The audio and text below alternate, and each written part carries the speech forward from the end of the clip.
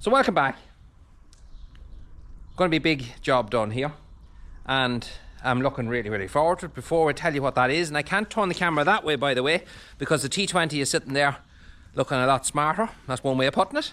So I have to make sure I be careful what way I point it. That's for another video, and give you an idea. Here's a set of old wheels here that came off it. And them wheels, by the way, they're not for sale. I know someone will probably ask me, are they for sale? They're not. The tyres is completely done. The rims is alright. The front rims is still fairly decent, but our viewer has been on the ball already. Yeah, he called PJ, and I've given them to him. He's going to come someday and collect them. He's put them on a Dexter, I think, or something like that. So he's welcome to them. It's good to see them going to a good home, and he can do something with them. So that's the story with them. It's a good hint of what's...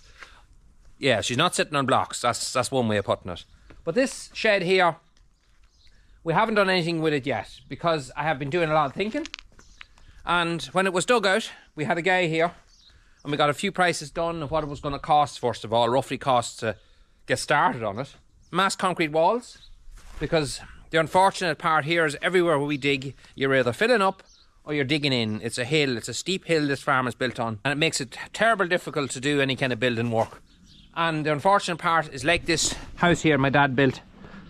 When you build it with blocks, you have to leave a big bankment here, and this is what you got. Behind there is much higher, it goes up to nearly 12 foot high, and which is a big bankment. And you can see there, even with the camera, bits is falling down with frost and things all the time. And that's always going to be a problem unless you make a major slope going back there. I don't want to do that because it's always an ongoing thing, and it's dangerous as well if an animal ever fell in, person, God forbid. Mass concrete walls is the way to do this. Is the way to do it right. I got a quote of around about 13,000 at that time to do what I wanted to do, which would just basically be coming around here completely with walls without showing you what's over there. A wall coming up here which would join onto that one, and a big door here. So I explained it before in other videos, we're not going into too much detail, but that would basically what you're talking about a year and a half ago. So we all know the way the prices have gone now, it's probably going to be a lot more than that. Time you roof it, put a floor into it, wire it, put doors on it, you get where I'm going with this. The shed that we started our channel with on the other farm was the first videos I think we ever put up. That shed was built about 3 years ago now, were you right, in around that? So we're coming to the final stages of getting that house cleared for and paid for and finished with, which will allow this one here to start, hopefully. I was going to cut corners and put up ESB poles and build it with blocks. It would have done the job, it would have been 100% probably, but you could never backfill, and so to me it's worth just giving it a little bit of while and doing the thing right. But for now we can do something. This shed here was built by my father in the early 90s, and it serves a purpose, putting in some of the smaller bits and pieces of machinery. Unfortunate part about it is a wind catcher. If you look at the video where we done the history of the farm, you'll find out all about why that section of roof looks fresher than this one. But saying that, it's still a good sturdy house. Rain does get into it, without a doubt, it goes halfway up into it, which isn't ideal. But one problem is you could never really work on it. It's always found it cold. That T20 I was working on it 2 days ago here, it was -3. But when you're standing about or sitting down working on a yoke, you'd just be foundered. And I was perished when I got in that night and trembling. And if you watch the channel, you'll always notice I'm practically always fixing stuff outside. I have no real tool shop to work in. I have a wee tiny thing down there, which you wouldn't swing a cat in. And it's just, it's no good for that kind of stuff. I'd never had a workshop. And I've always wanted one since I was a child. That's all I've ever wanted. Just space. Space to pull down a door, put a heater going, and be able to work in there in the evening times after milking and not be just rained on or blew away with the wind. So what we're going to do here, we're going to build a block wall from here, this outer pole, straight to that wall, which is 19 foot deep. We're going to build it right to the roof. Probably just a cavity block wall. Doesn't need anything else, it's only a separation. On the front here, we're going to close this up. Fill it with solid 6-inch, 4-inch or whatever blocks. Put a steel lintel across the top of it, an RSJ, and build this side up as well, and put a roller door of some sort of door here in the centre. Then you could have a smaller door here, an access door that you would use every single day. Roller doors, you're not going to be opening and closing them every day. And a wee door there would be just ideal. Now I have started pricing doors, and there's so many different doors, it's hard to know what the right thing to do. And I've been looking on Done Deal, and I've seen roller doors, 9 foot by 9 foot style doors, garage domestic doors, that I could get for around 400, 450 euro. I have to ring a fella back this evening, which I might buy one off him. and other prices I've got just over the phone for a roller door like that, 1,400, 1,600 euro, that kind of figure you're talking, just for an ordinary electric commercial door. Manual doors is nearly no difference in price, which I was kind of shocked to see, because I don't really care what it does. As long as it opens and closes and is kind of secure, that's good enough for me. Doors like this here, I got phenomenal prices on it, so I'm probably going to make a door for that. Nothing too complicated, just that it serves its purpose. Or some people might say go with a bigger door. Well, for what I'm going to be putting into it, a smaller door will do the job. We're not going to be bringing any tractors in here. The 7.6 doesn't fit in here. The 54 probably would. If we squeeze it in, we'd have to tear that overhang out and to get it in. So it's not worth the hassle. And when our shed is built there, that's where the tractors will be going. And then the fact that we own Massey's as well, there's no reason to ever have to work on them. Oh God. Them holes at the top are to let wind get straight through the house and not get held back, to take the pressure off the wind that might be pushing up on the roof. So my father left just cavity blocks turned on their edge and left the holes. A lot of people, you'll see it in a lot of farms, left them holes, and that's what that's for, just to let the wind get out. But when we have this done, we'll close them up completely, seal everything, put a shelving unit across the back here that we can put drums and... Look, we know what shelving's for. I don't have to describe it to you. It'd be very handy to have some shelving there and some, I don't know, just some sort of storage there. We'll probably have to do something to the roof, although it doesn't ever seem to have any condensation. I'd say when we close it up, it could be a different story, so we'll probably have to address the roof later on. We definitely have to add a skylight, because having good light is very important. I want to have a bright shed. We'll paint the walls probably some sort of a light grey as well, something that just, you know, lifts it, and we'll paint the floor as well to get rid of dust. Definitely paint the floor as well. Here's my friend Mr. Robin, been to say hello. So my man that does my building for me is coming out this evening or tomorrow, and he's going to have a proper look at it, and then we're going to order blocks, and we're going to go swing straight into this and get the thing built anyway, get the block work all done, and then we'll tackle the doors and see what we can do with that. But if you've any advice, yeah, just shout it out, because we're not started yet, and you know, someone might have good ideas that I haven't thought of, but I think we're more or less, it's simple, it's straightforward, and more or less on the right track, would you think? But you know something, it'll be like a Rolls Royce compared to where I'm working, and it'll allow me to do a lot more things, it'll allow me to build a lot more things, create content that you guys will hopefully enjoy, and it just allows me more time and more freedom to get them kind of things done. So anyway, I'm going to go over and feed me cattle. I'm going to tell you why that's sitting behind me now very shortly as well, but we're going to also explain to you the real reason why today's video is important. So we're on to the next part of our video, and as I sit here on the tractor and we look out around me, you'll see we've had a nice wee bit of snow. It started snowing yesterday evening at about 6 o'clock, I think. It's starting to melt away now very quickly. The kids have gone to school this morning. It brings back good memories, a fertiliser bag full of straw, a good hill, and yeah. So I'm just after feeding the cattle here now, and I thought I'd just take this chance to put the second half of this video together. I get a lot of messages, private messages and emails from people, and I have to say thank you for all of them. I don't get back to them all, it's become physically impossible, but I do read as many of them as I can, and great support, thank you so much, means the absolute world to me. But I also get other messages from people that are going through tough times, especially after COVID, and some of the stories and some of the things that have been true is pretty horrendous. A lot of you might watch people on social media. If you've got young people in your house, if you don't watch them yourself, the chances are they're watching. One of the things you'll notice is a lot of them tend to be very upbeat. Brilliant colours going on in the background, everything just to lift your spirits and your mood, and that's done on purpose. That's to create that environment, and I'm happy to do, because my kids watch certain guys there and ladies, and I can hear them nearly up in the power, the shouts of them on the television and stuff, and it's just to draw you in, but it's also to give you that energy, that good energy that they put out, and they deserve to do well for that.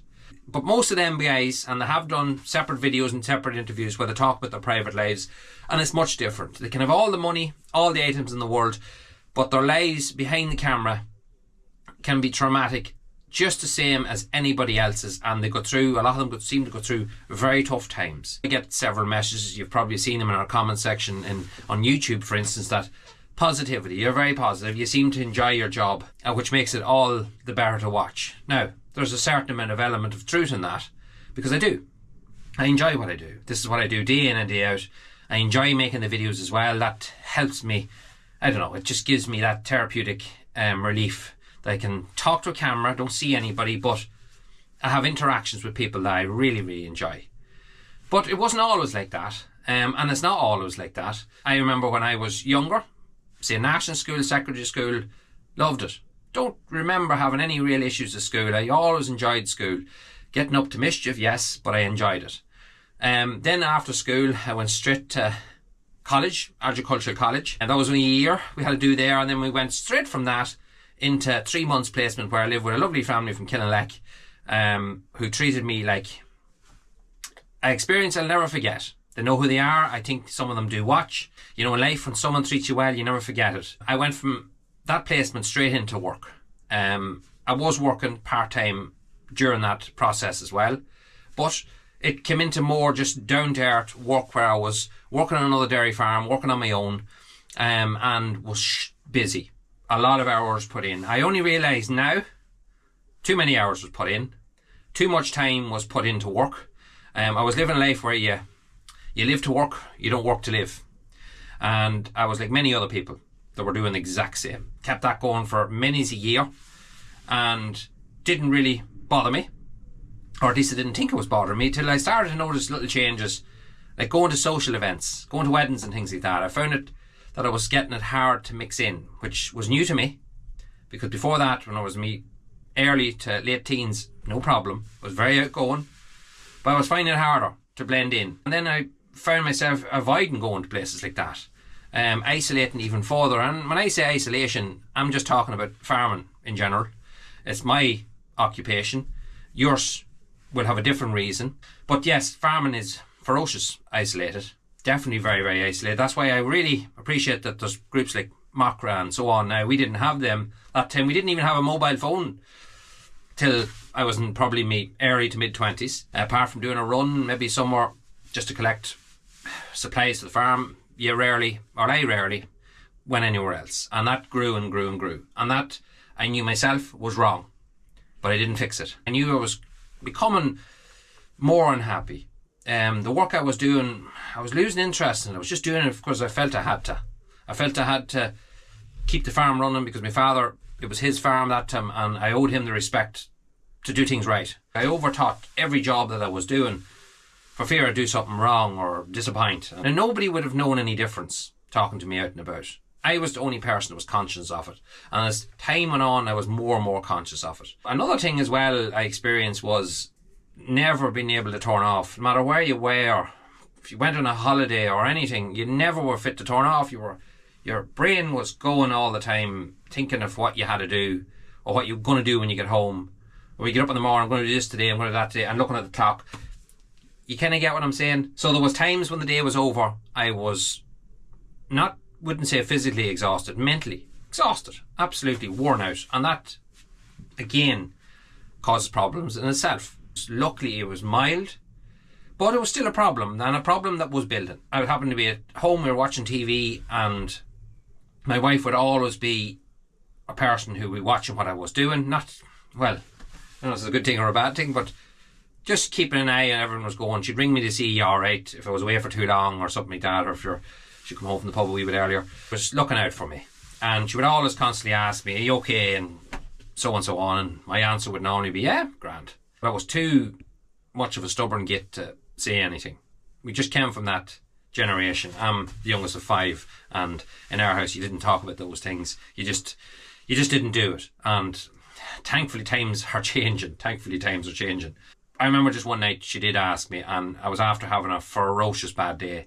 And I mean ferocious, everything that could break broke. I remember coming in and just saying, I'm absolutely fed up with this, what I'm at. If I don't make a change somewhere along the line, this is hell. And I talked to my wife about it. And I smile when I'm talking about it, because I'm thinking of the way I reacted. It was a good conversation. And it lasted for a good while. And the funny thing about it was she didn't have to say anything. She already knew. Do you know, without it, I don't know what I would have been like today, or what sort of person I would have been today, because I was burning myself out by overthinking everything, by working too many hours and not taking any time off, which I still have a habit of doing. But now the difference is I'm happy doing the things I'm doing. I have a different way of thinking of why I'm doing the jobs I'm doing. And I have a new bounce in my step. And that came 12 years ago when we had that conversation. And the reason I want to just share that with you is because I guarantee you, you'll feel a lot better. You'll start to make the changes you need to make. And the small little changes, the tiny little changes you make will make a huge difference in your life.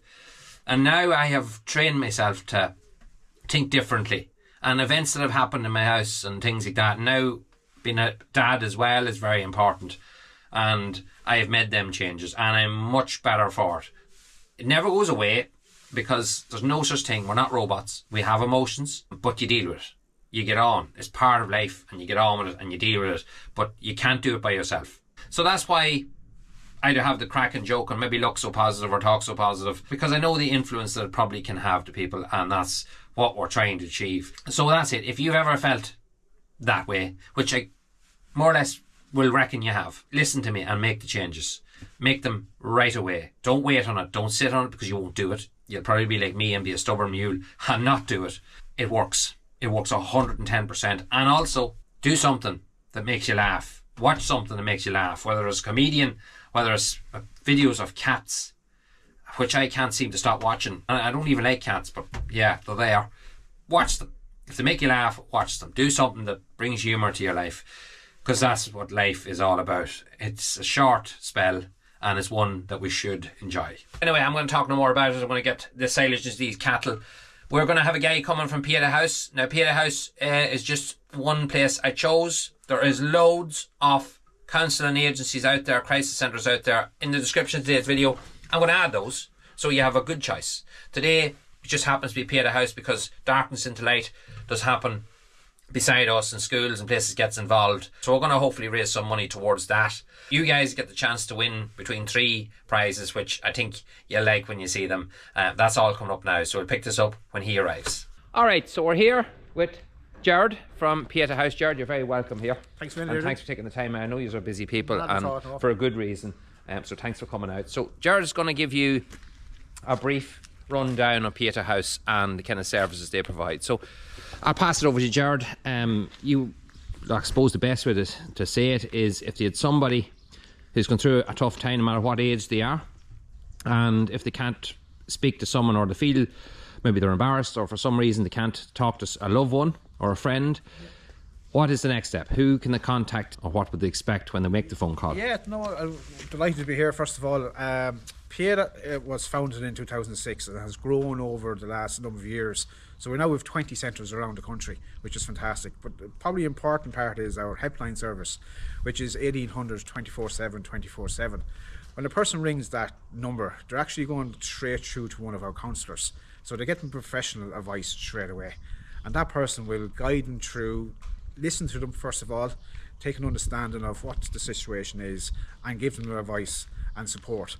If they need therapy or need counselling, they will explain how that will work.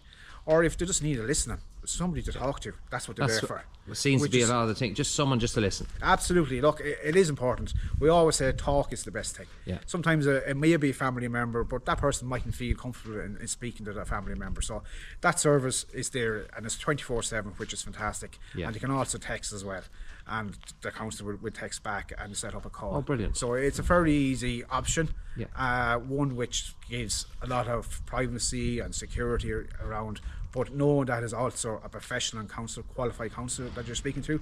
So that's really beneficial to the person.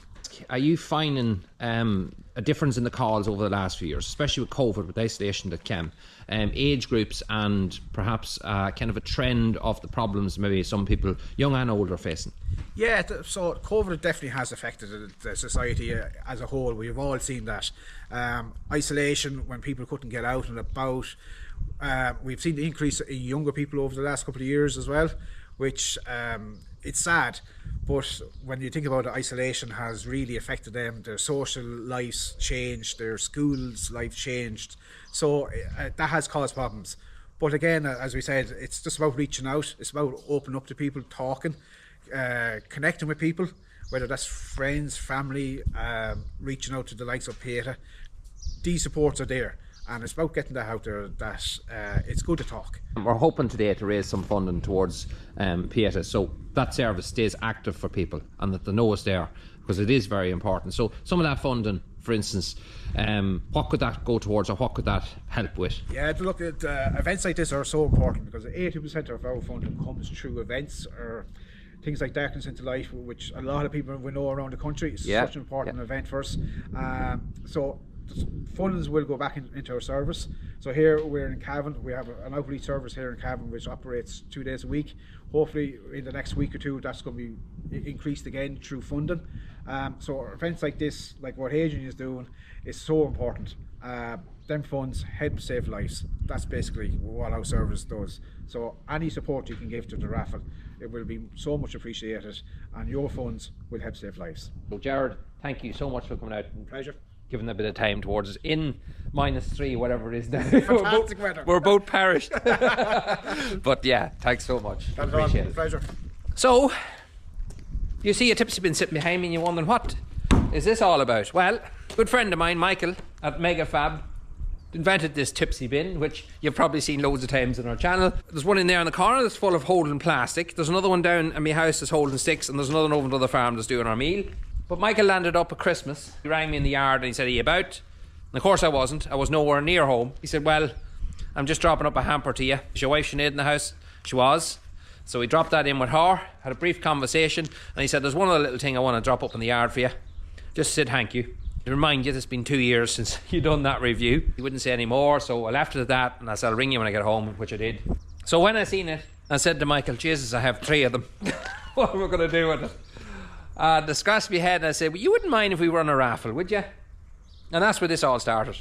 Just that conversation on the phone, and he was over the moon about it. Of course he was, and we said we'll do something good with it. We'll give it away to charity or try to raise some money, and hence the reason we're doing this. So big thank you to Michael, of course, for this. And this will be prize number 1. Prize number 2, well, if you're only new to our channel, there's a good chance you've probably somewhere along the line seen me use certain tools, or you probably see the kind of crack that I have with mechanical stuff. I like that bit of routing.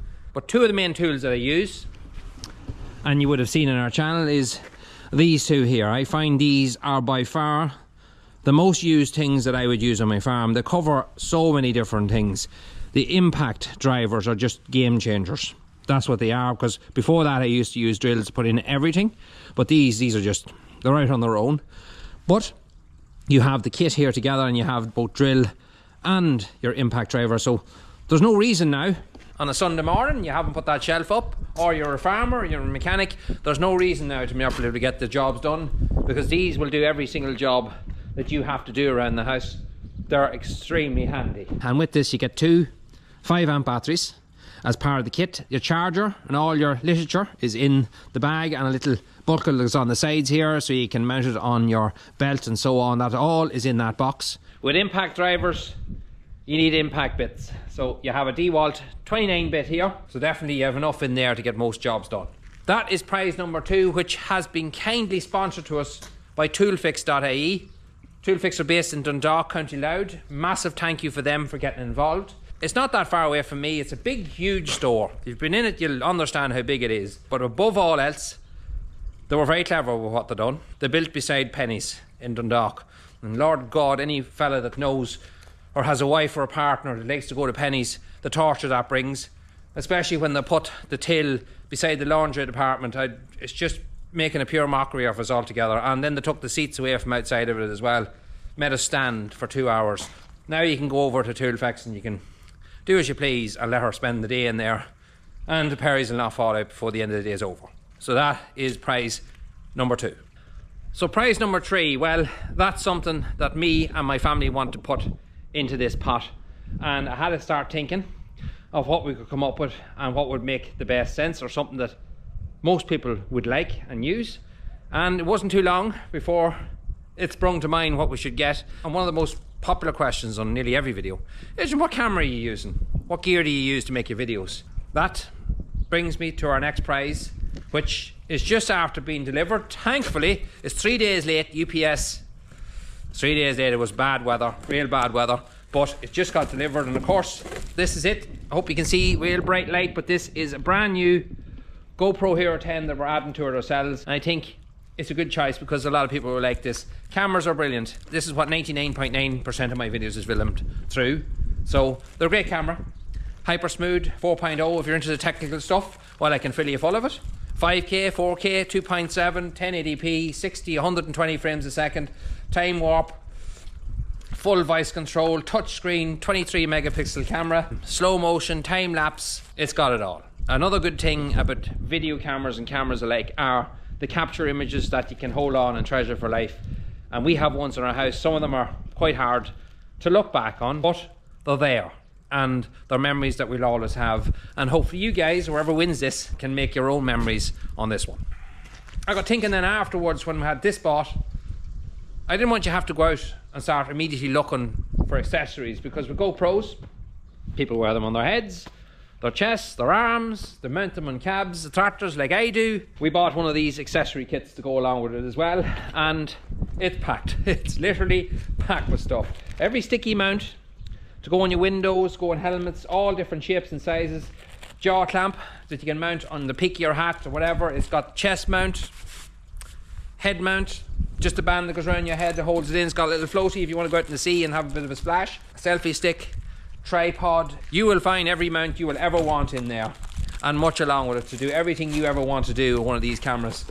And I think it's an essential bit of kit to have, so that there comes along with it. These come with one battery, and GoPros like the batteries, just as I'm looking at this screen now. I know why. The cold weather doesn't help them, and there wasn't an option to get it with two. What I will do is I have GoPro batteries. I will throw a battery in along with it, so to make sure that you have plenty of juice to capture what you want to capture. So how do you enter? Very, very simple. In the description of today's video, there will be a link added, which will bring you to idonate.ie. Before we go any further on that, I want to thank a very special person, Eamon Keane. If you ever look through any of our videos, you'll see Eamon comments quite a lot. He does our website now and carries out all that sort of stuff for us, but he's my go-to man when it comes to this kind of stuff. He set the whole thing up for me. Absolute star. He's been working night and day, and he's doing this completely free of charge, remember. He knows it's for a good cause, so gentleman, absolute legend, and thank him for that. So there will be a link for idonate.ie. When you go into that link, it will show you the page. It will also show you a live count of money as is being donated. And as the money is donated, it goes directly to Pieta House. The donation is a minimum of €5, which I think is fairly reasonable. Hopefully it is.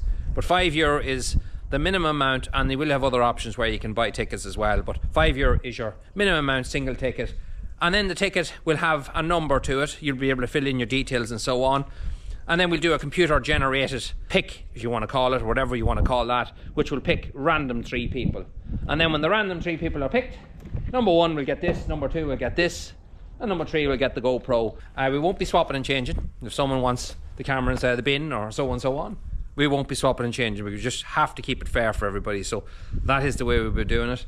And remember, these here, they're not just for meal. You can put sticks, turf, whatever it is. Even the daughter's boyfriend, stick him into it for a while too. They come for many uses. One important rule in the competition, terms and conditions, or whatever you want to call it, this, because basically of the size of the tipsy bin, we can only run this in Ireland and the UK. This is the only place that we can deliver it to and know that we can deliver it to. So this competition is kind of only open for Ireland and the UK. I know there's a lot of people who watch further afield, but hey, you can still enter. If you feel like it's something you want to enter towards for the cause that we're talking about, please do so. And hey, if we do happen to pick you out and you're from further afield, well, we might send you something just to say thank you. This is going to run from 4 weeks from you watching this video, so the fourth Sunday after you're watching it, we will announce the winner, and hopefully we'll generate a little bit of funding for Pieta House. So that's it in a nutshell. If I've forgotten anything, I will add it to the comments section in today's video. It'll also be announced on Facebook and Instagram. We'll put all the terms and conditions and everything along with it. Eamon has created a lovely poster which will come at the end of today's video. I'll show it at the very end, and we'll also share it on Facebook and Instagram. So don't worry, any questions, just ask them and we'll do our best to answer them. But it's quite straightforward, and hopefully I've explained it right. But at the end of the day, it's not about all this. It's about the awareness. It's about what we're talking about here, and it's about dealing with these problems before they become bigger problems. I hope I've covered it all. I think I have. See you in the next one.